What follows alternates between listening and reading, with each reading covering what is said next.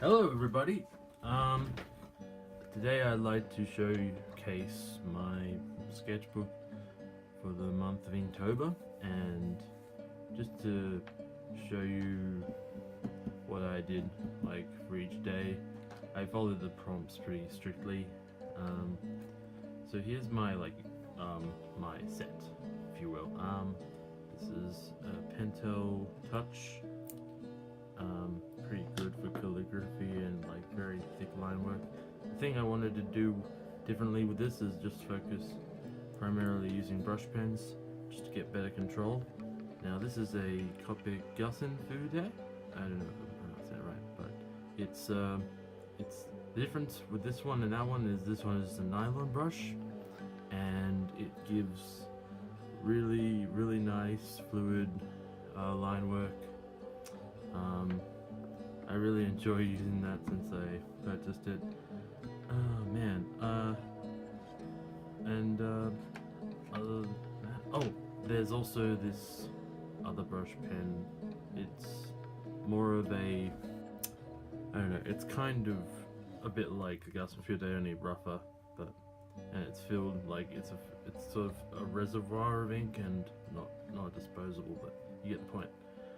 And also these Faber-Castell just pens, like grey markers, mainly brushes, as I said earlier, and from like dark grey to black. Yeah. So now that's out of the way. So this is the original reason why I started Inktober, of this Pennywise drawing I did. I thought it'd just be a fun exercise because I thought I didn't really plan to do Inktober. I started like 2 days into it, and because I was working on the comic and that was in digital, apparently that wasn't allowed, you know. But the first two like entries, they were just gonna be quick doodles on the outset, and this is like the first drawing. It's more like, if this drawing feels more like divided than swift. These were the prompts, so 31 days and 31 prompts. This is swift, and I think I just used the Pentel Touch for this one. Obviously not that skilled yet. This one, yeah, I incorporate the markers pretty early. I like some drawings when they're built up with different mediums. Like this one, this is a D&D character I had who was a dwarf cleric, and he was my healer, and this is just drink of choice, his poison if you will, because that was the prompt. I think these streaks were done using these Tomboy markers. Not like the not that color, but I just added a background for interest. Oh, and this one here is, yeah, Junkrat. I wanted to see how much I can make a contrast, and how like play with shapes a bit, but minimal shapes, like, and make an interesting image too. Thought that worked pretty well.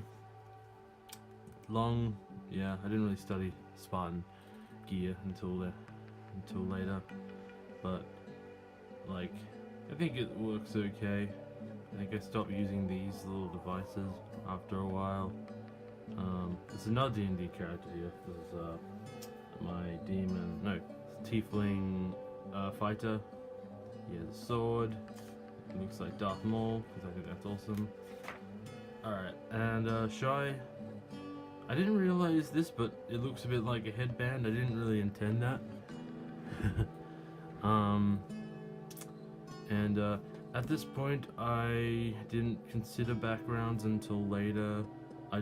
There was this one drawing I did we had a lot of interesting foreground and middle ground background details that I wanted to fill up the whole page, but I obviously didn't do that in the end for everyone. I have a little fun with these. Screech, that's an X-Men character. Banshee. Yeah. Playing a bit more with the brush pen, as I do with all of them, but I was kind of trying to make physically like ripple, like he does, like in the air. The one on the right is one of the characters in like my comic called Venus, and she's wielding a revolver with asteroids. And as a planet, she would be gigantic. So, oh yeah, this very topical one right here. This is like running away when you get the meme source. Okay, so I just checking the composition. So I didn't really feel this until later. I think this outfit is different. Like, I just threw things on it to make it interesting. That's the source, and this is yeah, I really like, this is from a scene from Game of Thrones. Obviously, I think it's Jon Snow in a very superheroic pose. I really like the effect of snow, like in the background, shadow. That was a pretty cool prompt. I think about it. Oh, this is yeah. You have thing in like spring where there's a bunch of magpies like breeding and acting just aggressive to anybody. And this is kind of me in a sense. The one with the taco. And on the right I've been listening to a fair bit of Dio. That's, oh my god, James Dio? Oh my god. Pop quiz. So I like some of his lyrics. There's a bit of his lyrics in here because it's fierce. I thought Dio looked pretty fierce, like in one of his videos, but like as a performer, and that his music's pretty cool. Also. Mysterious. Yeah. Two favorite detectives. Well, they're kind of detectives. One is more dark than the other. I haven't read much of like The Question, which is who this is. I just made them look like they're investigating each other. I think the decision to keep the characters just flat black and white was a good idea. I like the play in the markers, as I do with this one. This was, if you know a cosplayer named Momokan, yeah, that was based off a tweet she did, and I love this, how this is just like, oh my god, it's kind of fat at the bottom, like fat legs. That was the prompt. Yeah, it's amazing, isn't it? Oh boy. Why are we still here? Just to suffer?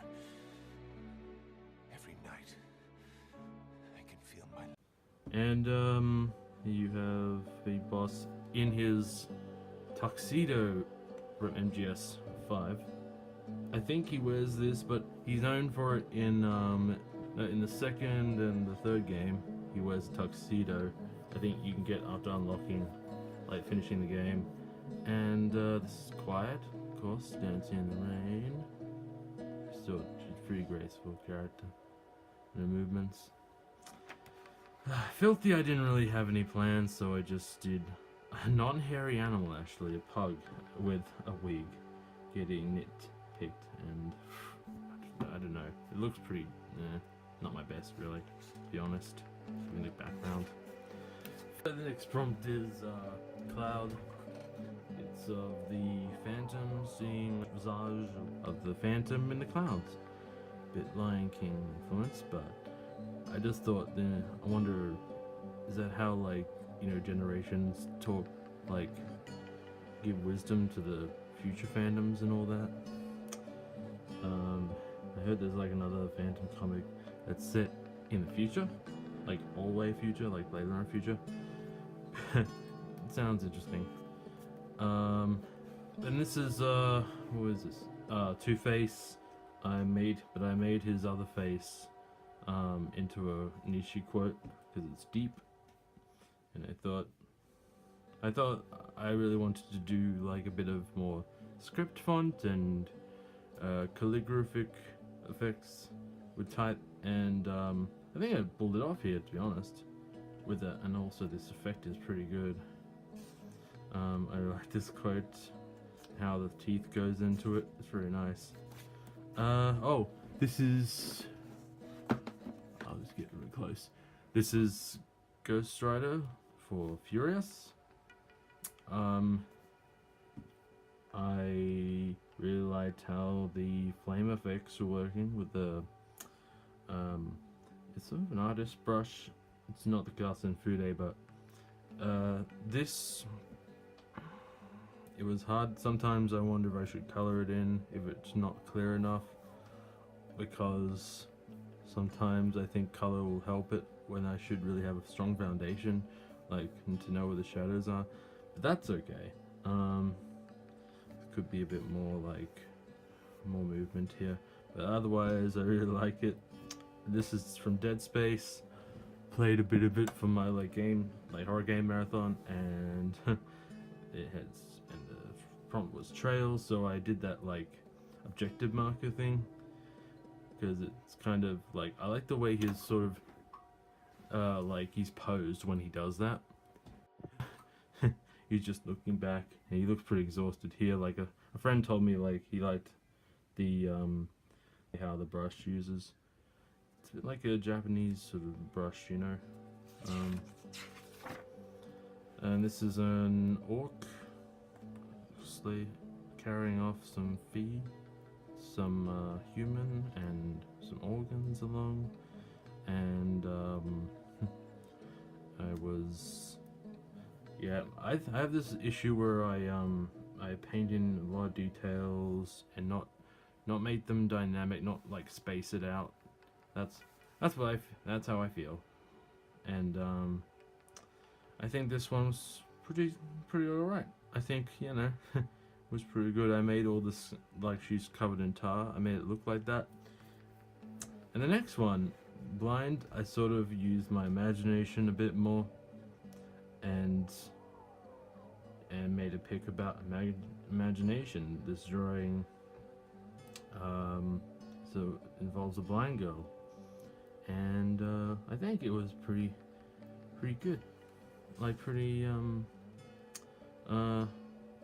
like it tests my knowledge, like anatomy and just the human form in space and all that. But otherwise, it's really whimsical. This one made me go back and do more backgrounds in the other old entries. Oh boy. The pirate ship that I painted, that I copied from a painting I found, like looking for ship docks and decks and stuff. The puking guy is actually my entry, my contribution. The rest I copied from the painting.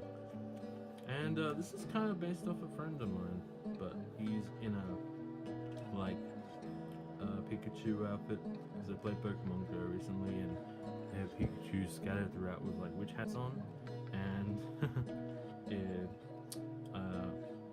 I like how I was able to put the Ghastly on his t-shirt, and I like the coloring in general. It's okay.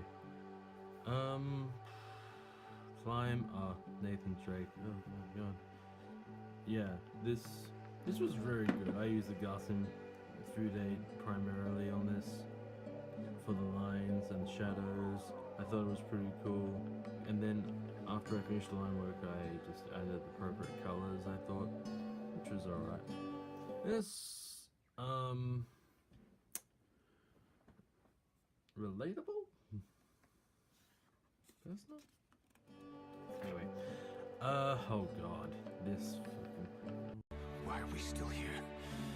Well, this basically highlights all my flaws that I have with my current skills, and that is I can't really draw mechanical stuff, and sometimes I tend to squish things in. I was trying to make a blast hero and a speedster hero, like, you know, you know, united, look united. And almost to the end actually, and we have here I'll play on the old like Where's Wally but dark, because you know I have to make this dark or related to Halloween somehow. But I like how this turned out. You know, I'm getting confidence. I need to color this one in, although some of the colors don't really work. Like some of the colors aren't the same when I put like a correction fluid or a sticker. There's actually a sticker because of a mistake here, and like it comes out a little different, but it's a sketchbook after all, so it doesn't really need to be seen except in this video. And finally we have the masked man in a Halloween costume trick-or-treating, and that was about it. I think what I took from this challenge is like I think I improved a bit more in brush pen and enjoyed using it after a while, specifically the Gus and Fude. I really enjoyed using that. This for texture was good. I dreaded using sort of correction fluid. You have to live and learn with mistakes and stuff like that. So yeah, that was my Inktober for this year. It's a bit of a side project really, and it only takes like half an hour either each day, maybe less. Each day is like, sometimes I just think of an idea, and others it's just harder. And I'm glad it's over now. So thanks for joining me, guys. See you around.